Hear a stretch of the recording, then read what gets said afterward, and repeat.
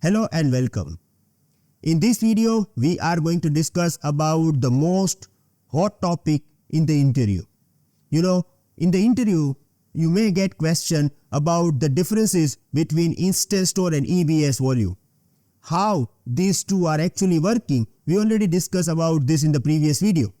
But here we have clear differences between these two in the table format. Now let's discuss about this. Here we have EC2 instance store and EBS. As you know that instance store is a temporary storage and EBS is a persistent storage. What is the meaning of this? When you are going to use instance store, actually instance store lifespan is tied with your instance life cycle. So when you will stop your EC2 instance, terminate your EC2 instance, data will be lost. Your instance store will be lost. And that's why we call it is temporary storage. When we are talking about EBS, EBS is independent of your instance life cycle. What is the meaning of this? You can stop your instance, you can even terminate your instance, data will be persistent over there in your EBS volume. So for example, I have an EC2 instance and EBS volume attached with this. Now, if I am going to delete this EC2 instance, EBS volume will be there.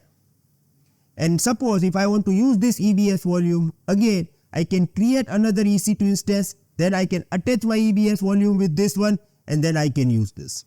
Okay, so data will be there. Suppose if you want to delete your EBS volume, you can delete this volume according to your requirement, but it is not tied with your instance life cycle. So these are like a main difference. Now, size.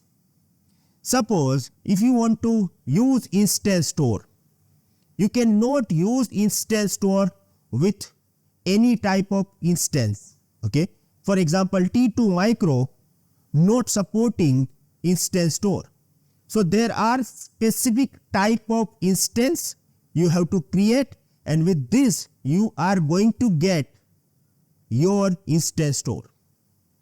When we are talking about EBS volume, EBS volumes, you can create up to 16 GB TB of volume, and it is available with any type of instance. Along with this, when you are going to create instance store, okay, the size is also depend on the instance type. So for example, if you are going to create particular EC2 instance type, you will get 50 TB volume or 50 GB volume. Now it is fixed with the instance type.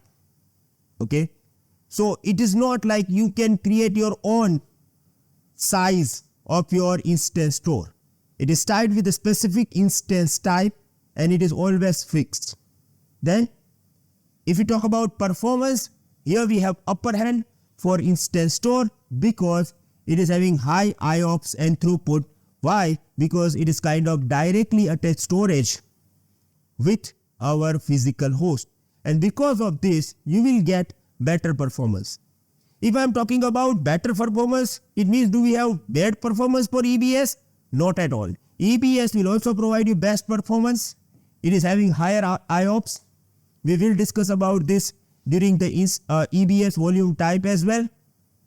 The main thing that I want to tell you about it is, in terms of performance, EC2 instance store having better performance because it is kind of directly attached storage with our physical host. Then use case, it is temporary in storage, tied with the life cycle. So if you have mission critical data, you are not going to store inside this EC2 instance. So if you have some temporary cache data, scratch spaces, buffer, you can use instance store. If you have mission critical database file systems, then in this case EBS would be better choice. Talk about cost. Now when you are going to use